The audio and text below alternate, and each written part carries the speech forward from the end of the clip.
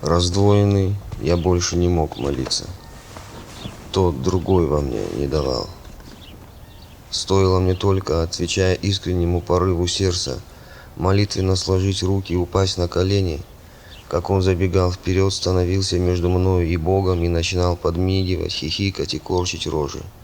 Или еще хуже, гротескно повторять каждое мое движение, взгляд, интонацию. И часто из моего рта, открытого для молитвы, сыпались проклятия.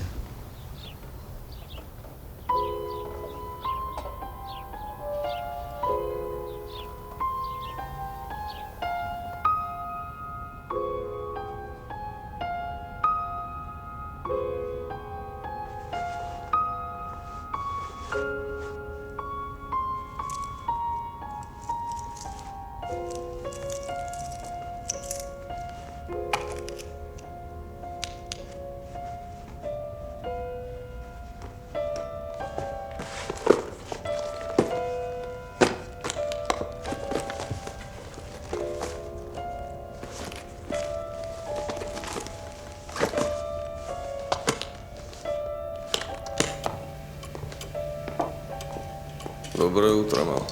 Доброе утро. Я стал лгать. Ложь была моей второй, затем стала первой и, наконец, единственной сущностью. Сначала, когда грех был нерегулярен, я лгал только для своего спасения и покоя. Скоро ложь стала необходима для спасения и покоя окружающих, семьи. Я, как мне казалось, сделал то единственное, что мог делать для любящих меня людей. Я щадил их чувства. Я поступал даже благородно. Спасибо.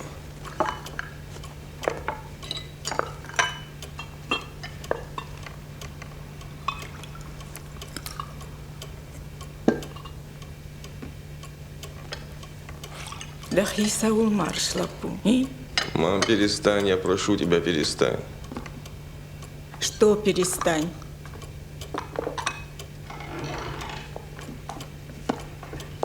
Перестань.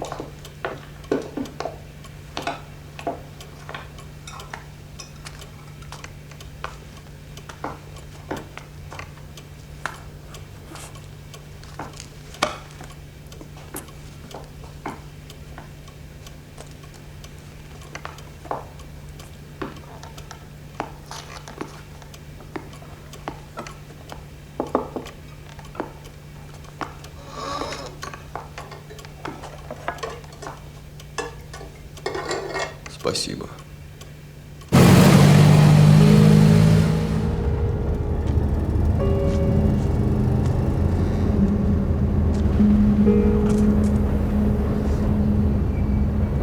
С тех пор, как я достиг в грехе известного совершенства и самостоятельности, каждый новый раз, когда я стоял накануне, был последним. Я в это искренне, и чем дальше, тем искреннее верил. Но стоило мне только прийти в себя, как я уже не видел никакого смысла в дальнейшем существовании, если это никогда больше не повторится. Так и живешь, от раза до раза. Каждую минуту трезвости переживая как вечность одиночества и пустоты. Жить в настоящем я был уже не способен. Только предвкушение еще одного, последнего раза, могло заставить меня двигаться и соображать.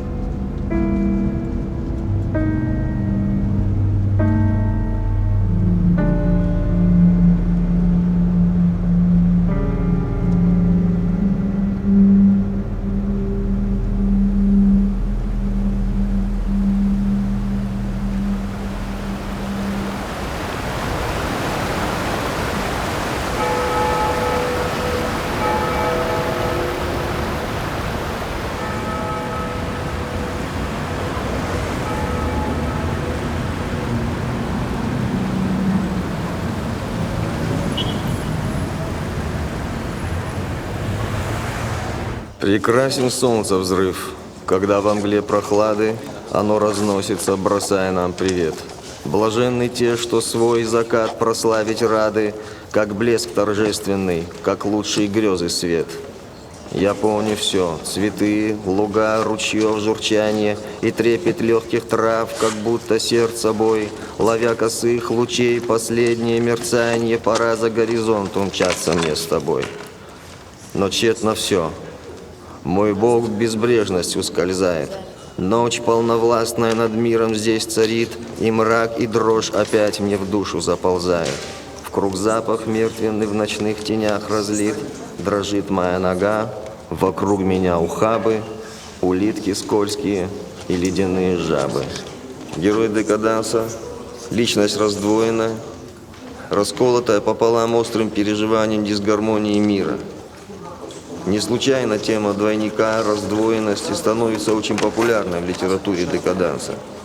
Личность, как и мир, раскалывается надвое, но фрагментация на этом не заканчивается и принимает обвальный характер. Личность, так сказать, множится, и это умножение есть распад или обломки, как называет это Бодлер.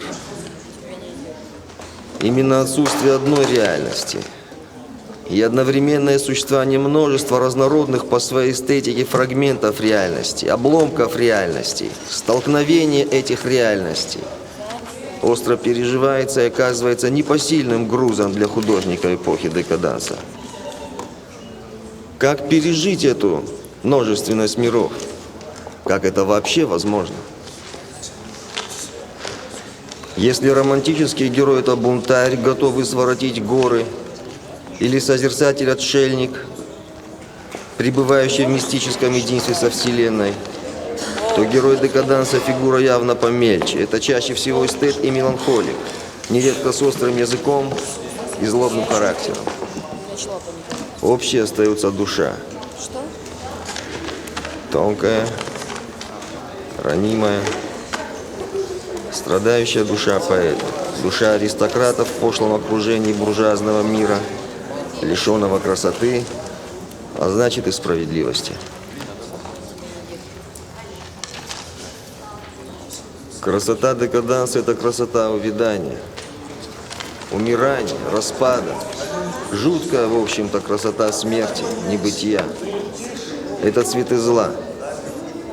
Так Бодлер называет свой поэтический сборник.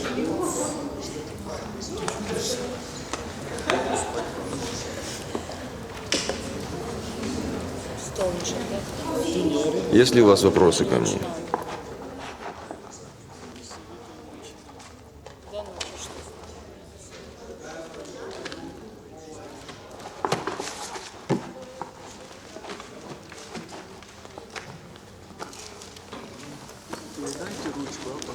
В прошлый раз я просил вас прочитать рассказ Эдгара По «Черный кот».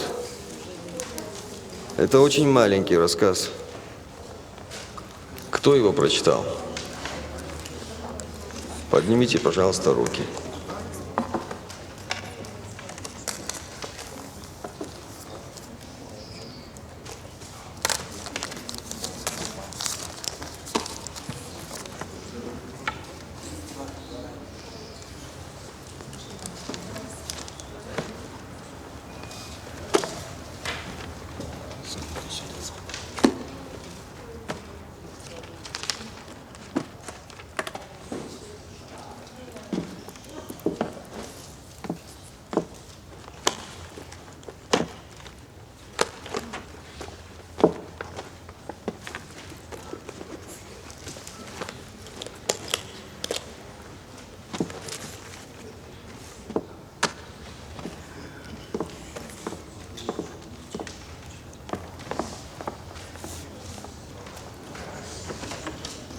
Знаете что?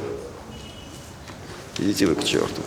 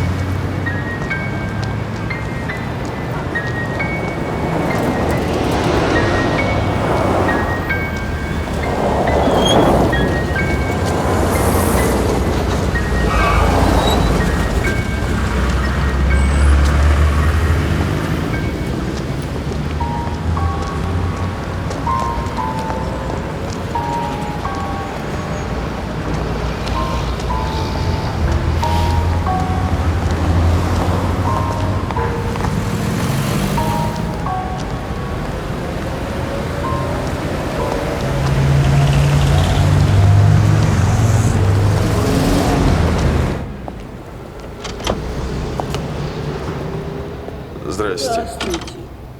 Добрый день. Добрый день.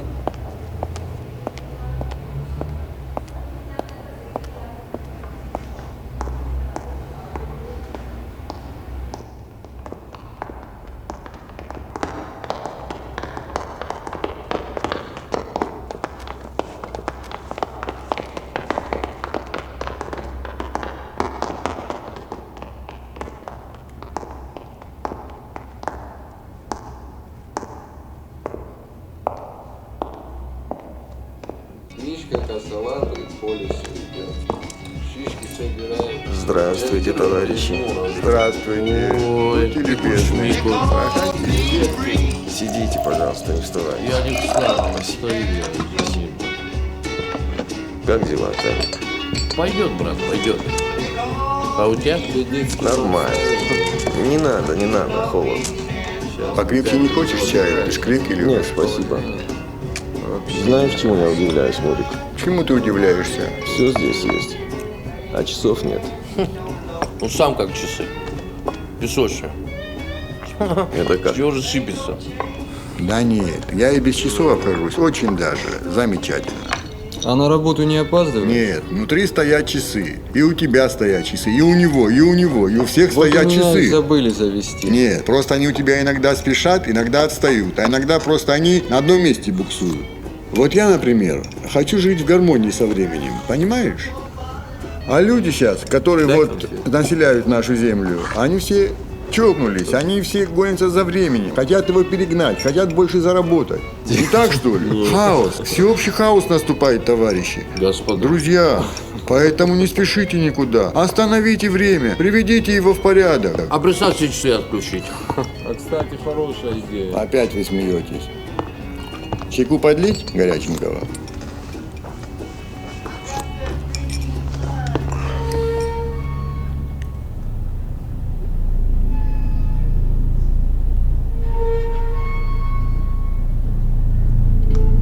Остановить эту вакханалию можно только одним способом. Каким?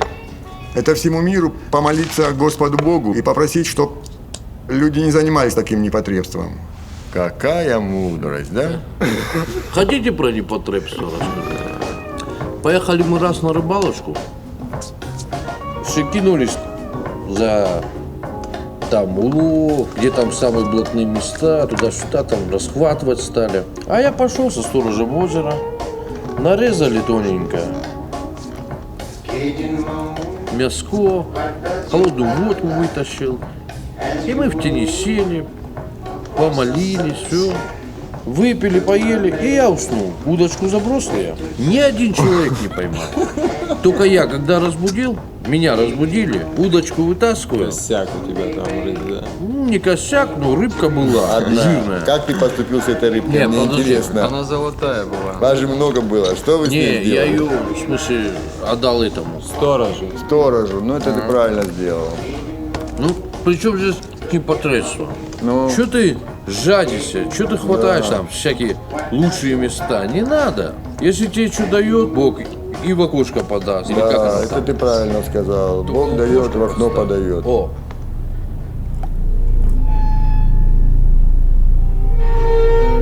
А только на этой любви и держится весь мир, между прочим. И чем больше человек теряет ощущение любви, тем он больше становится воинственнее, больше хочет воевать, больше хочет порабощать, больше хочет... В общем, занимается одним непотребством без любви человек.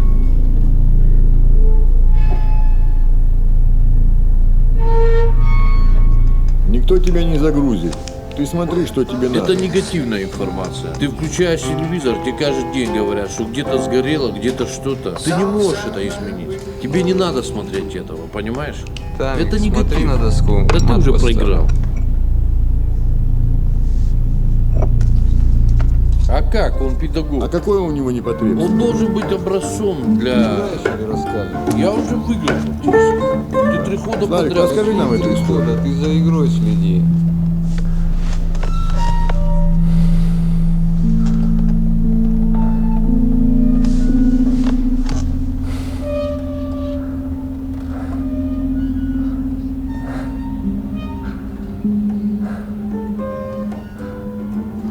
Пик, чё с тобой? Чё? Приходится и саночки возить. Да, Пик? Окно открыть можно. Да все нормально, не суетитесь. Чай надо.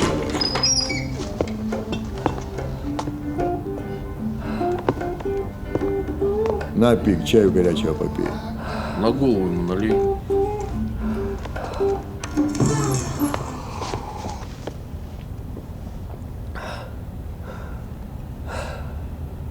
Нормально.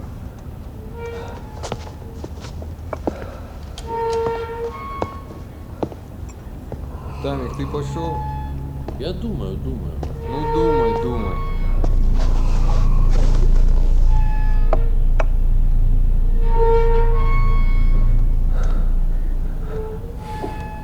Гроссмейстер, вам мат. Мой друг. Подожди. Эй.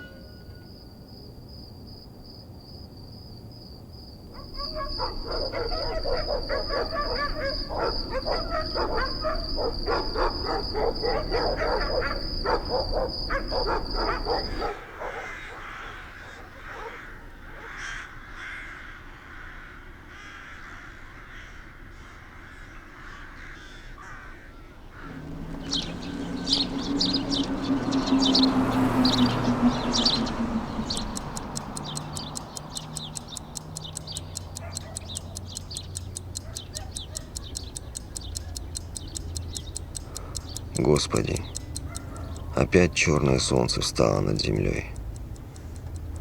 Надо жить. Надо ходить, говорить, улыбаться и лгать. Лгать.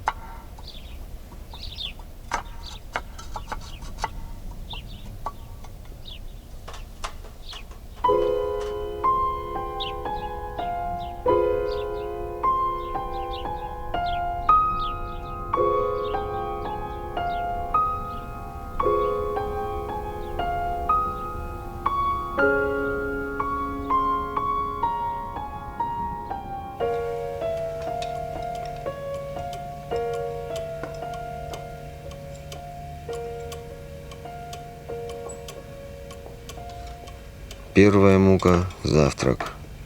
Ты ешь и тоже лжешь, потому что не чувствуешь вкуса пищи и стараешься глотать, не жуя, делая вид, что ничто человеческое тебе не чуждо.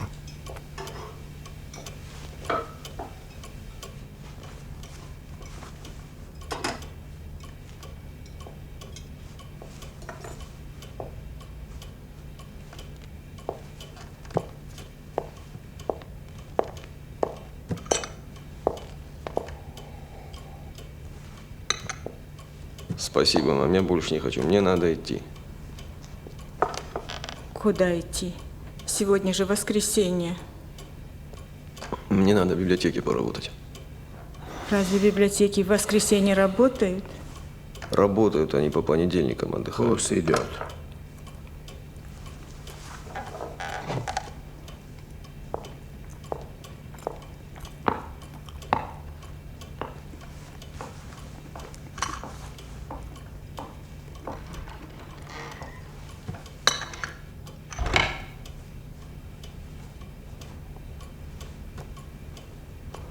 Ладно. Я пошел. Портфель не забудь. Спасибо.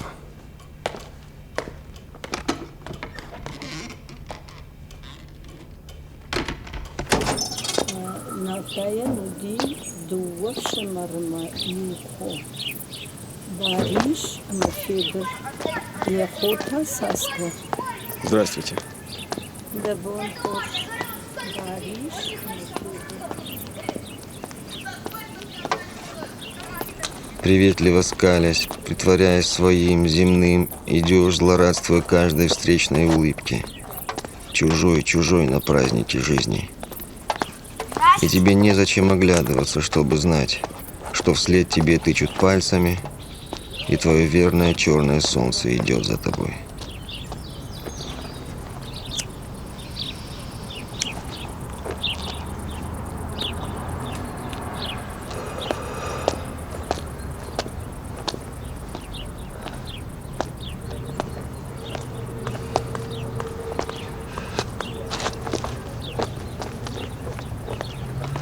Пик! Пик!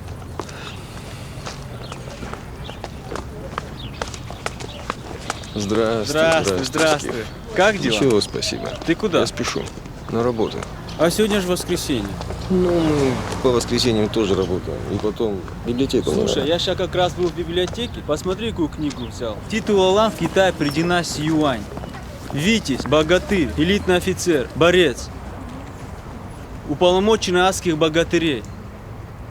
Уполномоченный права отряда адской гвардии. Смотритель правой гвардии асов. Великий Слушай, суд. Скиф, потом да расскажешь. Хорошо? У меня сейчас одна важная встреча. А когда ты будешь? Часов 7, 8 или 9. Ты во дворе будешь? Буду, наверное. Да, увидимся. Хорошо, я тебе такие вещи расскажу, Да, ты ладно. попутаешь. Тут такие факты есть. Хорошо. Пик, давай. Уаштради дембал. Пока. Давай.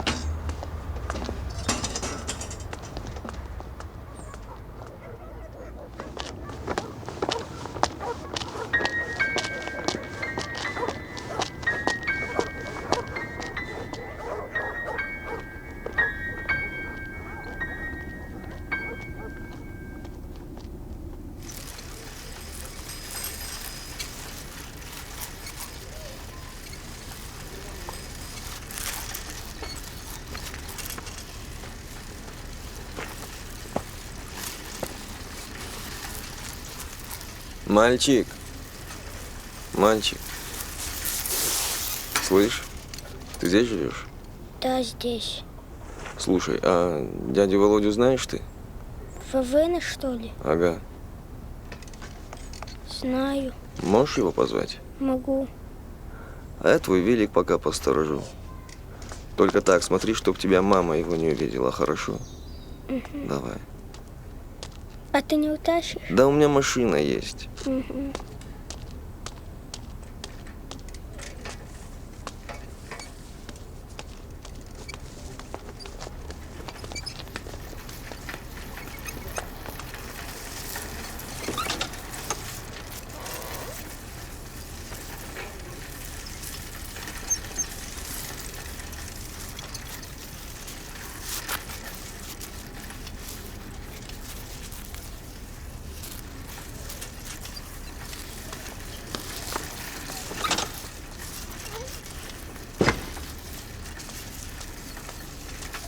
Вовина мама сказала, чтоб ты провалился. Да? Пик, вали, вали, вали. Ну давай. Спасибо. Эй, мужик. Спасибо. Нет у тебя никакой машины. А ну-ка, где этот дядя? Покажи мне его, где этот дядя. А? Что вам нужно? Чтобы вы провалились. Оставьте его в покое. Сколько можно вам это говорить? Оставьте. И ударомал бажает.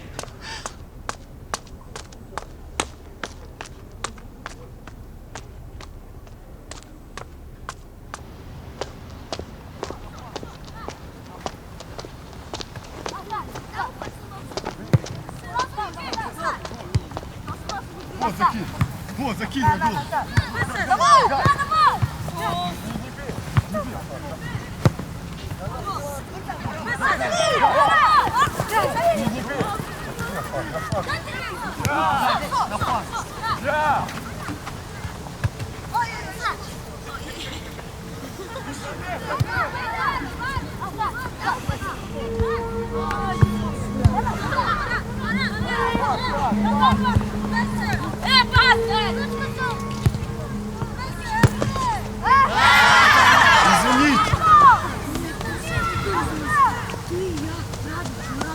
Да нормально, на кете хоть иди.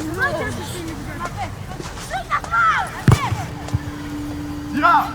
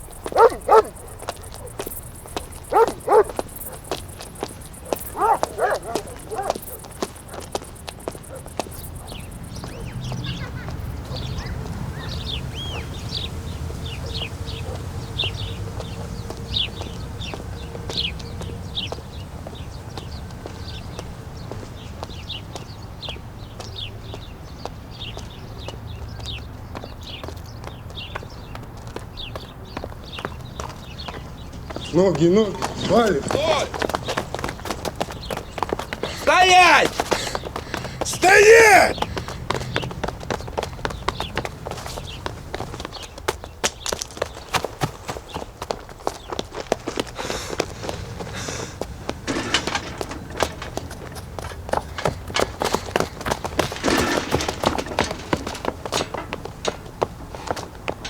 Ну все, Сайгак, добегался. Ты кого бегать заставляешь, инвалид?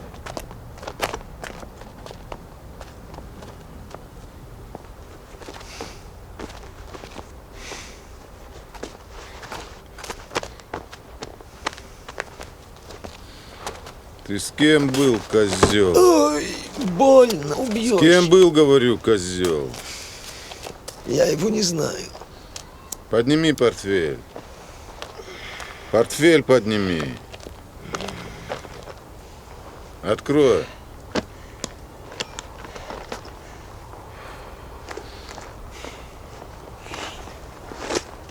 Вытряхни. Ты что, букинист? Букинист.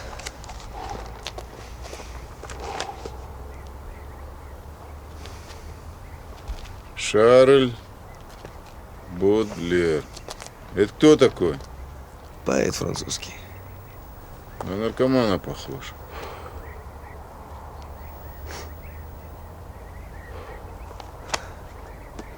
Ладно, гуляй. Сегодня воскресенье, божий день.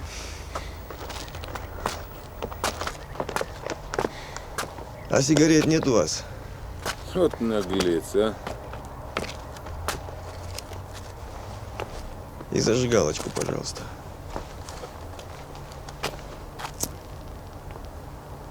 Я тоже в 3-й учился. Ты меня не помнишь.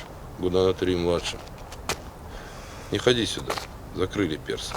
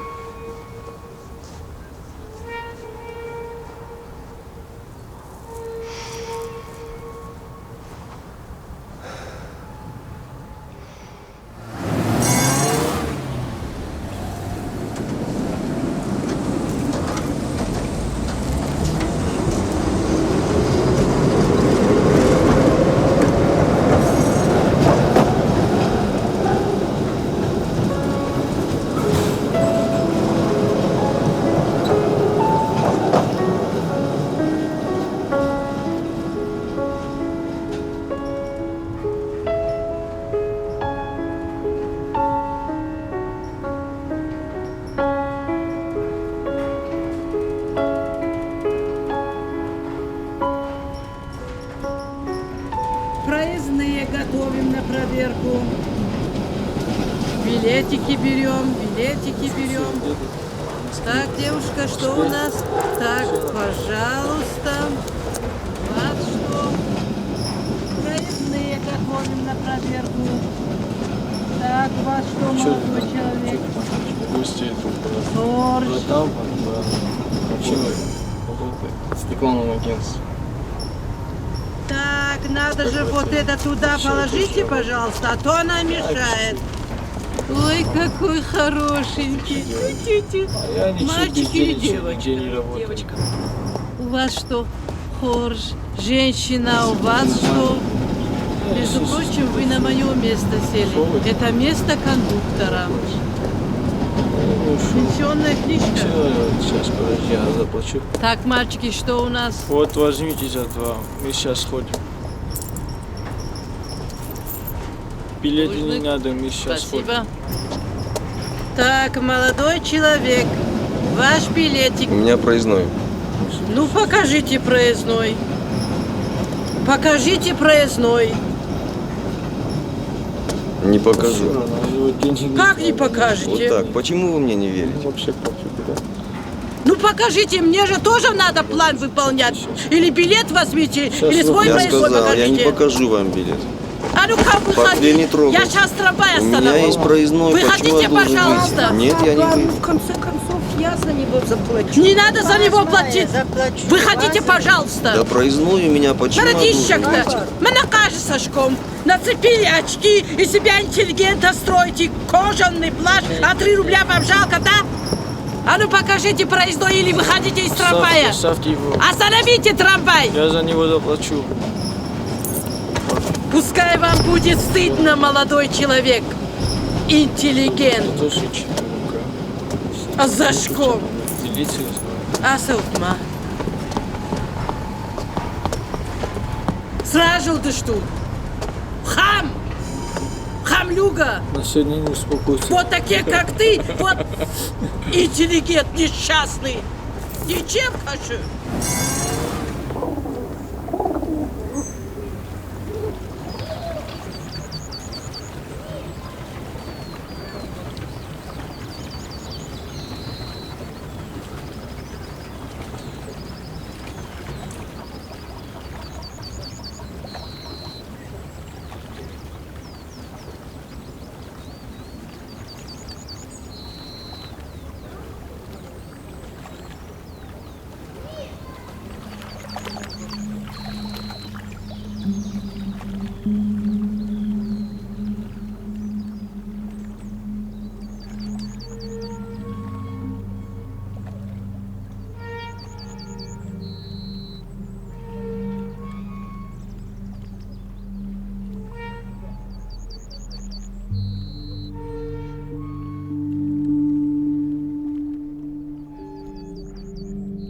На тебе лица нет. Что с тобой опять?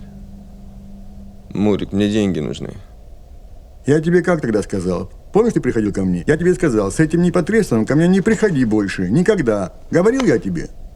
Я же не обманываю тебя, я честно говорю, зачем мне деньги. Но мне приятно, что ты меня не обманываешь. Но денег я тебе не дам. Не дам я тебе денег, понял?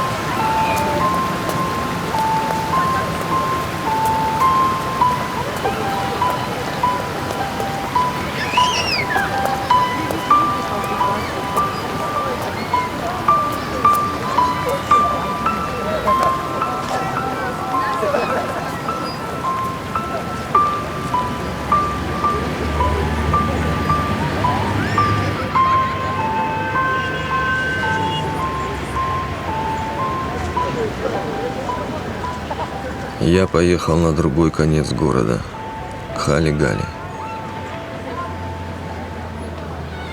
Несмотря на самую жестокую абстиненцию, она приходит, как правило, на вторые сухие сутки. Я вышел на остановку раньше, чем мне было нужно. Во-первых, следовало собраться с аргументами. Во-вторых, убедиться, что хату не пасут. Галь я должен был уже за 4 дозы.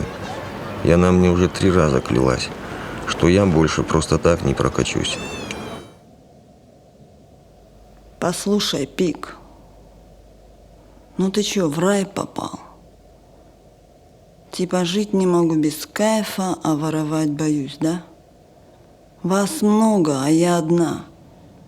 Я что с хозяином? Натурой, что ли, расплачиваться должна?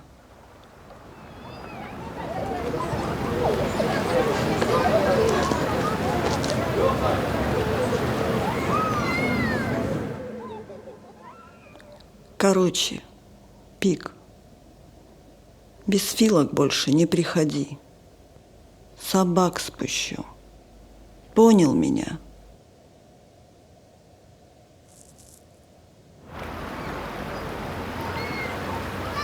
Конечно, я мог предварительно позвонить по телефону. Так оно было бы помимо всего и безопаснее. Но это значило, как Пи дать остаться ни с чем. А внезапный визит сохранял какие-то шансы. Хорошо бы соображал я с трудом, если бы Гали дома не было, а была бы Валя, ее младшая сестра, которая тоже была при делах, но еще не такая крученая стерва. А еще лучше, если бы и Вали дома не было, а был бы один Герасим, Валькин хахаль, старый, выживший из ума наркоша. А совсем хорошо, если бы там оказалась вся занзибарская контора. Тогда наверняка можно было бы вмазаться под общий шумок, хотя бы вториками или смывками. Серию работ под названием «Временное присутствие». Это дышащие скульптуры, умирающие и воскресающие человеческие фигуры, которые напоминают о круговороте жизни и смерти. Компрессоры наполняют воздухом тела из черного латекса, превращают их в мужчин и женщин, которые через несколько секунд выдыхают, становясь бесформенными комьями материи. Один и тот же воздух дает жизнь и отнимает ее. О других событиях на карте мира сообщает Дмитрий Мериманов.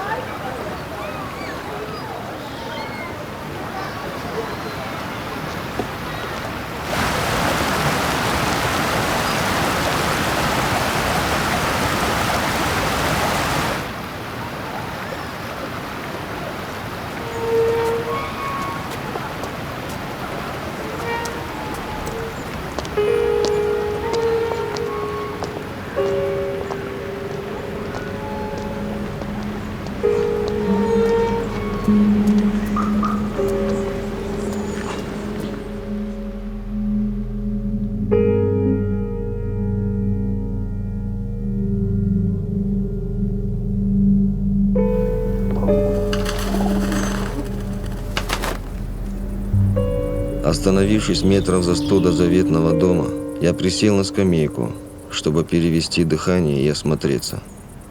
Сидеть было в сущности еще труднее, чем ходить.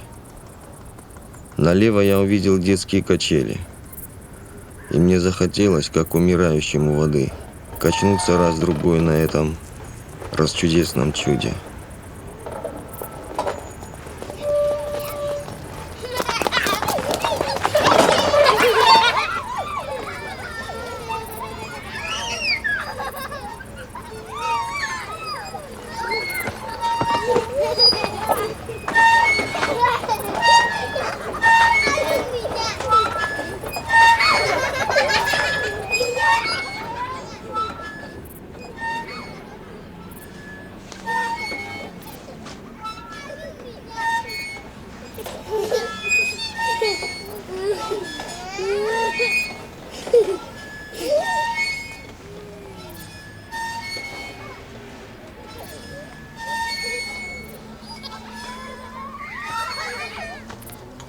Пиксель-шмиксель, братан. Здорово, блин. Это был Герасим. Так прекрасен мог быть только человек, не далее как час назад причастившийся святого источника. Хали-Гали определенно были в куражах. Я с первой секунды понял, что у меня есть хоть ничтожный, но шанс.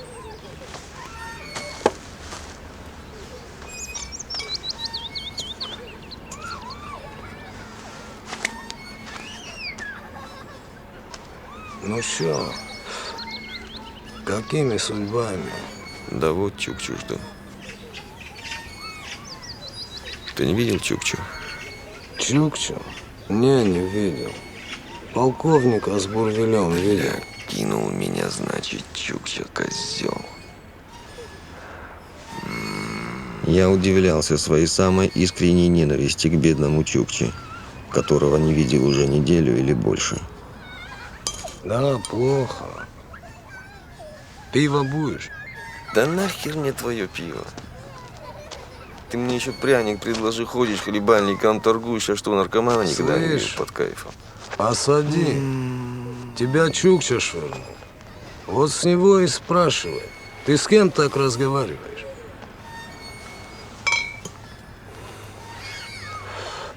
Чукча кончен. Это весь город знает.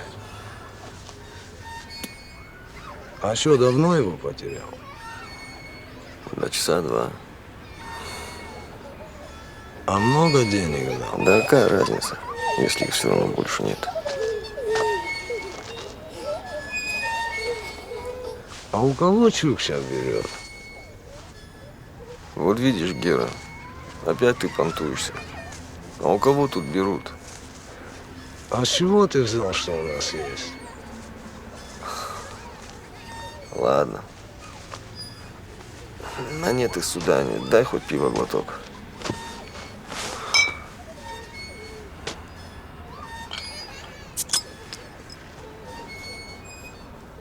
Держи.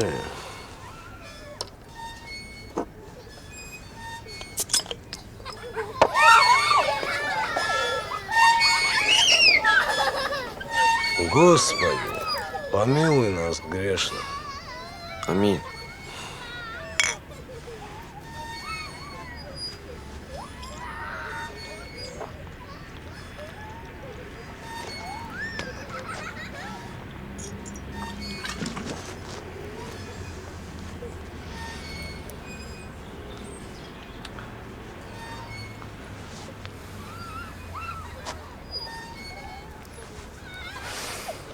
Видишь, Гера,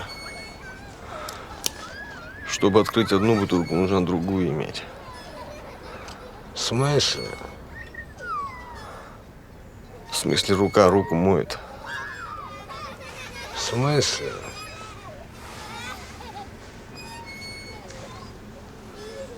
Я говорю, чем бы ты открыл одну бутылку, если бы у тебя другой не было? Ножом.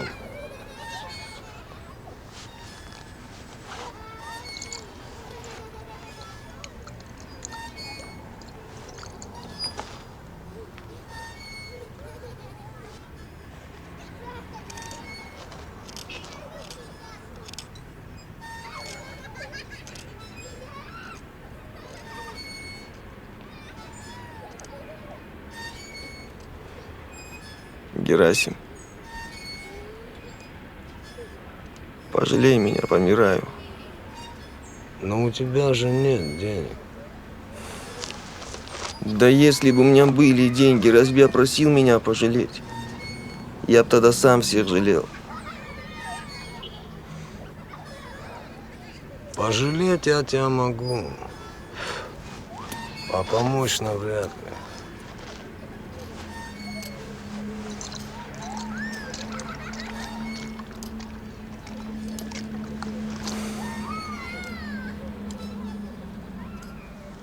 Если бы в ту минуту я знал, что это поможет, я зарыдал бы в голос и даже рухнул перед ним на колени. Но меня остановило не самолюбие, нет, а какое-то странное и невесть откуда взявшееся предчувствие удачи. Теперь надо было только не спугнуть Фортец, чего легко можно было достичь публичной истерикой, но в то же время быть эмоционально убедительным, помня о Герасимовой округлой душе и узкой черепной коробке. Здесь нужна была не истерика.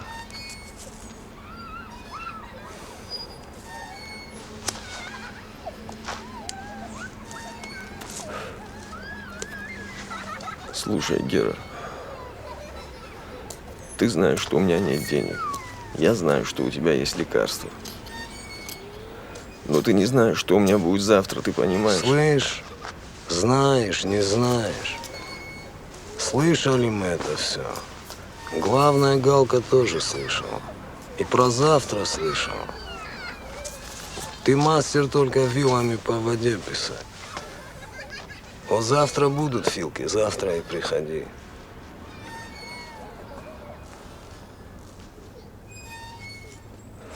Ты зачем Чукчи башлял? А? Хали-гали бы зашел, поплакался. Сам знаешь, путевому пацану не дали бы помереть. Что, в первый раз, что ли? Чукча сам и в 2 раза больше должен. Вот он и рванул в деревню к кунакам своим. Потому что сейчас нигде не возьмешь, кроме как у джигитов тамошних.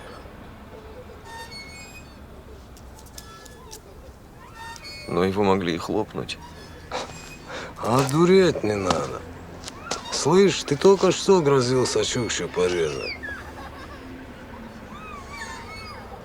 Пик, а ты не чешешь насчет Чукчи? Как перед Богом наркоманским, Гера. Если его не мусора забрали, я его порежу. Тянуть паузу было опасно для жизни. Герасим, у тебя есть что-нибудь святое? Ты это у Чукчи спроси, когда его резать будешь. Меня на понятия сажать не надо. Я 15 лет в лагерях сидел. Я сам святой. Понял? Понял. Вот я тебя и прошу как святого. Дай мне до завтра дожить, чтобы я смог Галке долг вернуть. Ну ты тяжелый, Пит. Я тяжелый, Гера. Я тебе как брату старшему отвечаю. Что завтра? Да не мельтеши. Завтра. Завтра стыдно будет. Вот что завтра будет.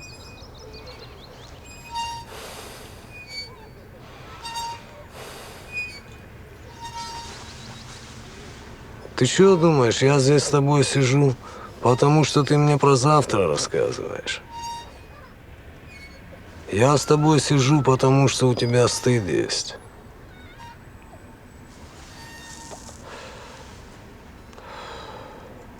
Ладно, хер с тобой. Пойдем. Есть у меня что-то. Пополам сделаем.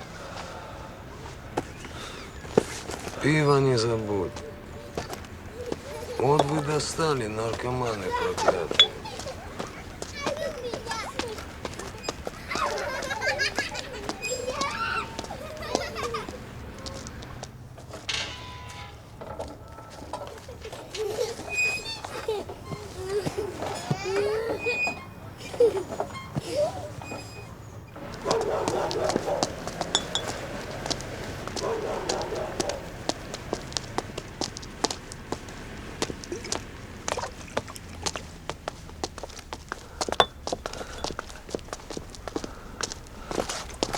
Гер, постой.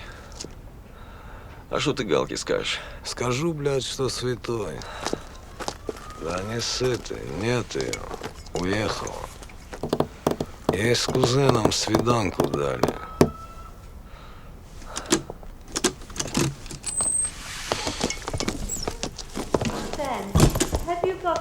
Кузен был авторитетным вором. И, отправляясь к нему в зону на свидание, Галка приоткрыла заначки, строго-настрого запретив домочадцам банковать до ее приезда. И уж во всяком случае отпускать лекарства должникам. Задание 55. Слушай и повторяй. A, B, C, D, E, F, G. Это ты кого привел? Пика. Принеси чуток, киска.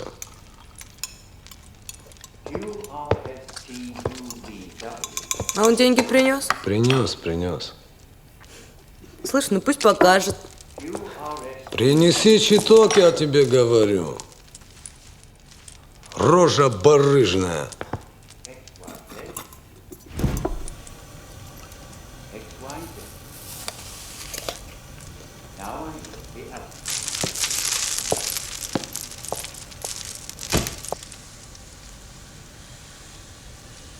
Герасим готовил раствор.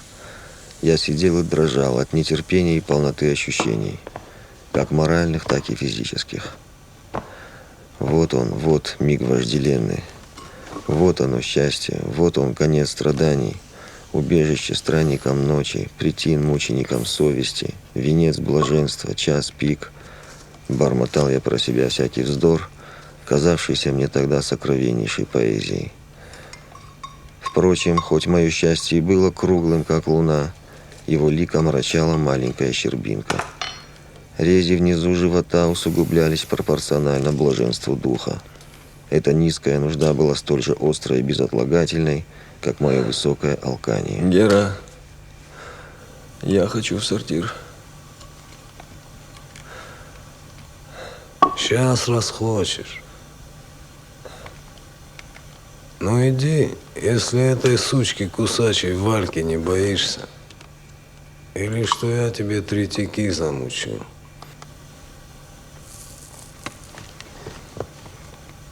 Константин, бросай это дело. Ты же не такой. Меня будто током ударили эти слова.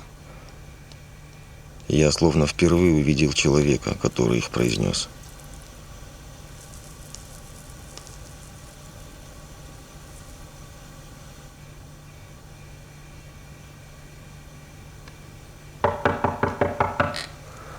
Гера, мусора. Спокуха ты. Киска, сразу не открывай, спроси, кто. Ты че весь раскомандовался, козел?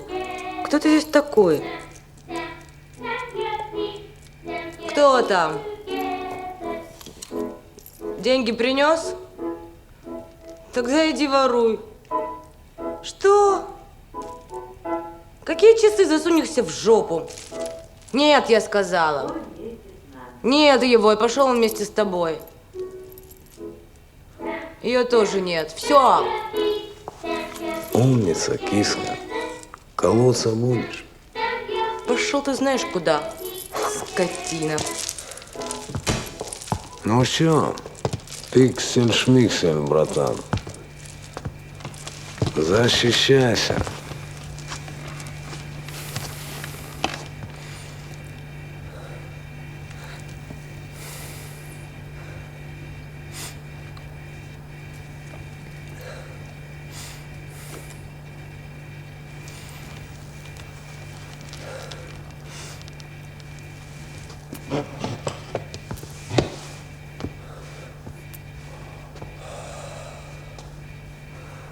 Не знаю как, то ли по ухмылке Герасима, то ли еще почему, но я сразу понял, что стучался никто иной, как Чукча.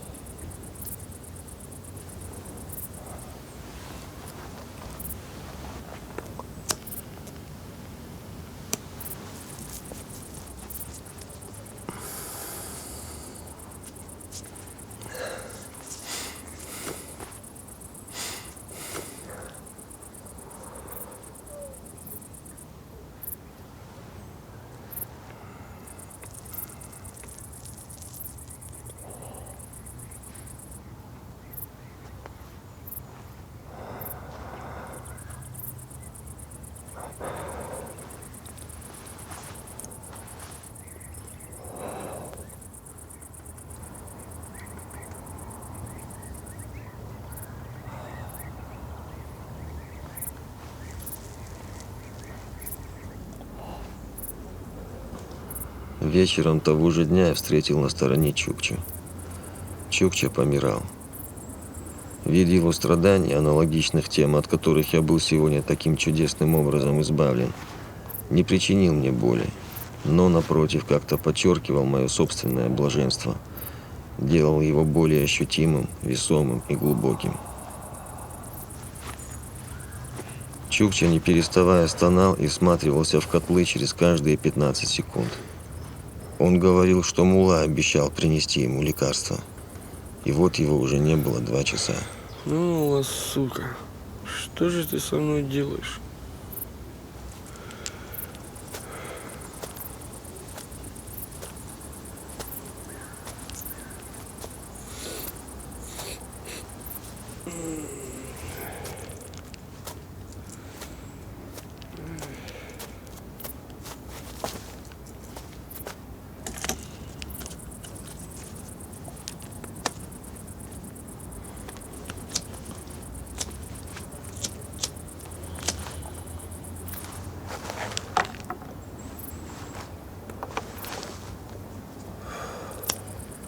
Пик, а ты где, говоришь, пиганулся? Я хоть и был весь в паутине, но хорошо помнил, что Герасима сдавать нельзя. А я разве сказал?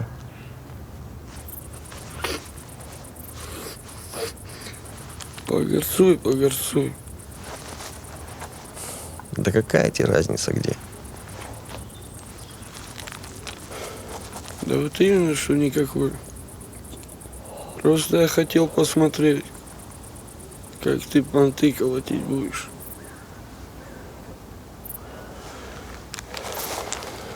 Ну, ладно. Ну, козел. Потерпи, потерпи, братишка. Сейчас увидишь, мула прикандюхает.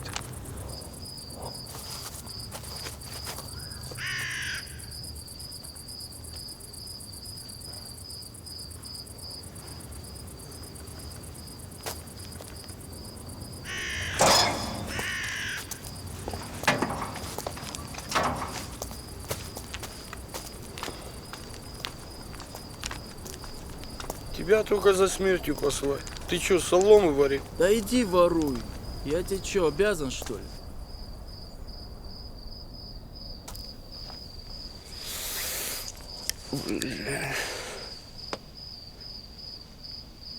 Бля.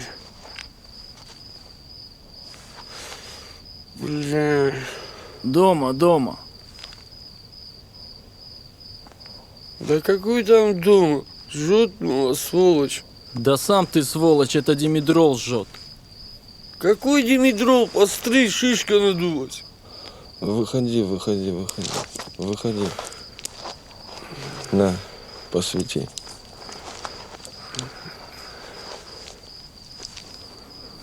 Дома был.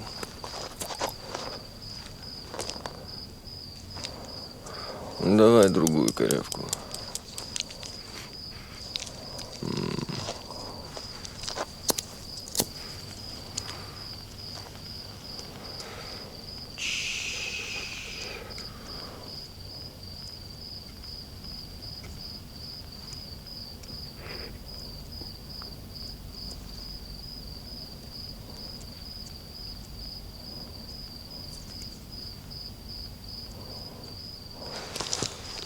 С добрым утром, Чукча. Погаси свет, не пались.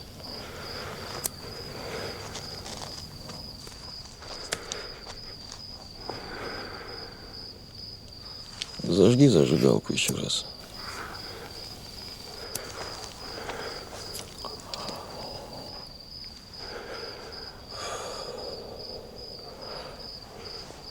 Ну как? Вода. Ну ты и животное. Нет, ты слышал, Пик, вода. Матерью заклянись, что вода. Тише, тише, тише. Ребята, шли бы вы домой. Здесь все-таки детский сад. Здесь детки маленькие. Утром и днем. А мы, может, тоже детки маленькие. Ночная смена. Слышь, старый, канай давай свою сторожку, мы тебе не мешаем. И на том спасибо. Уходим, отец, уходим. Прости нас. Куда? Пошли, пошли, пошли. Ты куда мы ловимся?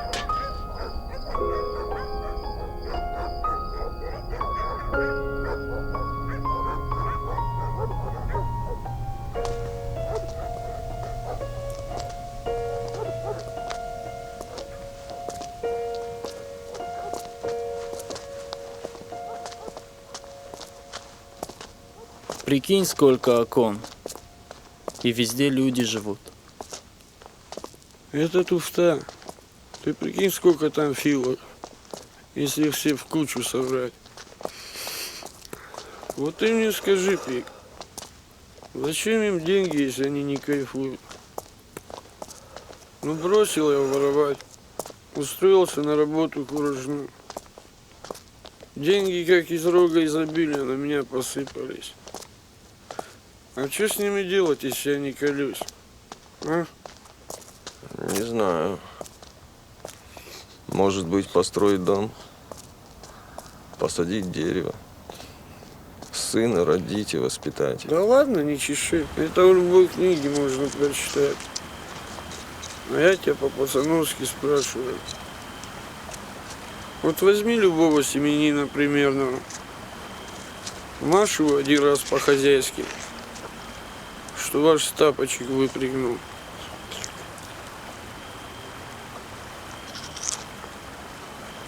Тут его распримерная жизнь и кончится. Хату в залог отдаст. Дерево на спички спилит. Сына воровать пошлет. Почему это так, а? Я думаю, они как бы слепые. Потому что кайфа не знают. Это ты чукча туфту какую-то гонишь. Все, значит, слепые, один ты зрячий. Почему бы и нет? Отцов этих святых тоже 1 на миллион. Христос вообще в единственном экземпляре. Ширева может тоже. Источник святой. Вода живая. Кто раз попробует, все и забывает. А может, не живая, а мертвая. Маг тоже мать земля дает. Значит, нифига не мертвая.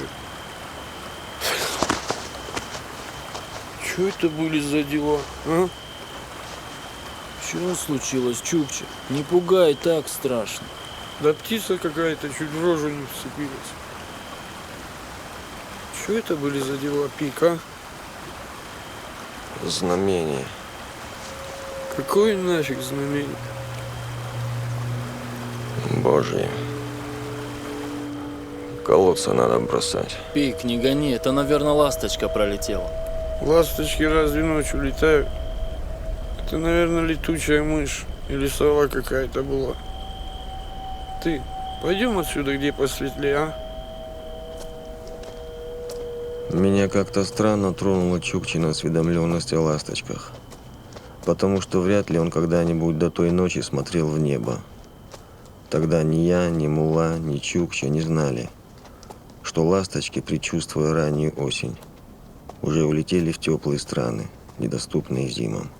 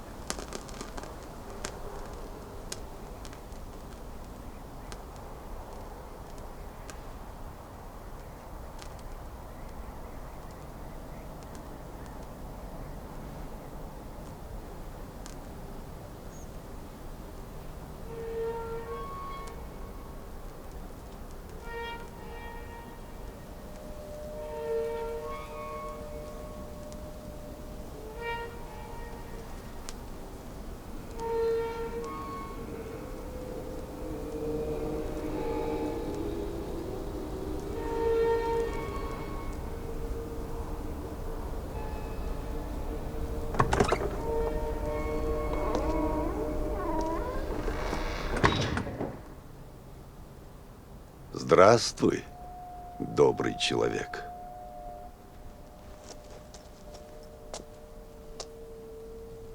Здравствуйте, батюшка. Ты зачем пришел? Молиться не могу. Может, портфель мешает?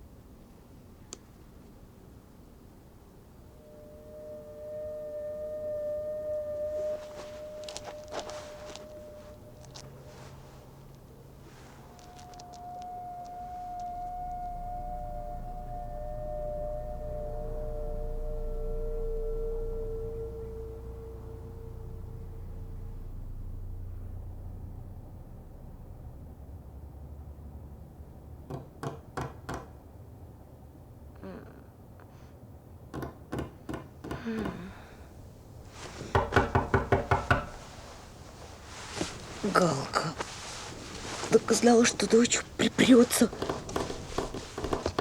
Да иду. Простучалась.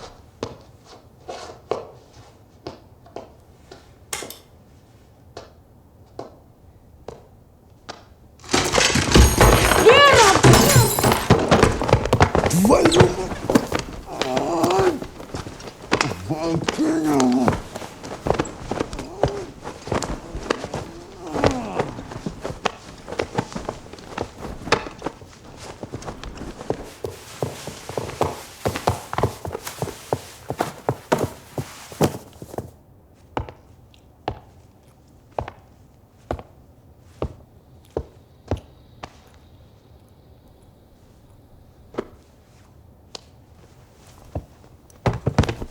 Че сидим? Бабку принесите сюда. Сюда? Сюда. Куда еще?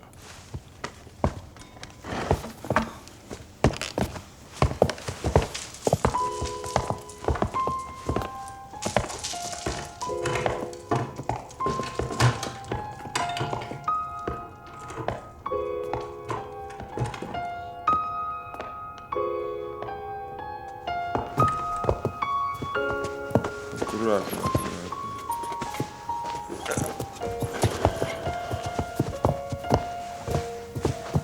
Тихо.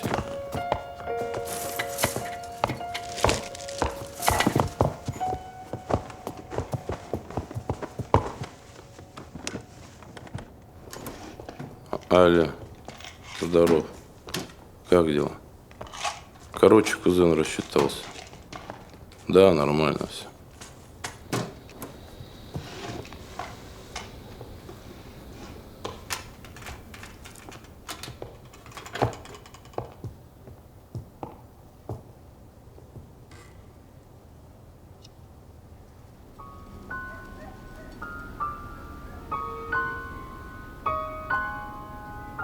Вернуть долг Хали Гали мне не довелось. Мне позвонил мулла. Он рассказал, что ночью к Хали Гали ворвались неизвестные, задушили Герасима и Вальку, забрали всю аптеку, деньги и золото. От муллы я узнал, что у них в доме была, оказывается, еще старуха, Валькина и Галкина мать. Она уже лет 10 лежала в параличе, в маленькой комнатке в глубине квартиры, куда никто, кроме сестер, никогда не заходил. Под ее матрасом они и держали добро. Налетчики ее не тронули. Просто перенесли ее в залу, где лежали трупы Герасима и Вальки. Про Галку, сказал мулла, ничего не известно. Но говорят, что это наверняка навел кузен, проигравший в зоне. И уже после того, как попрощался, добавил так, между прочим, что Чукча повесился.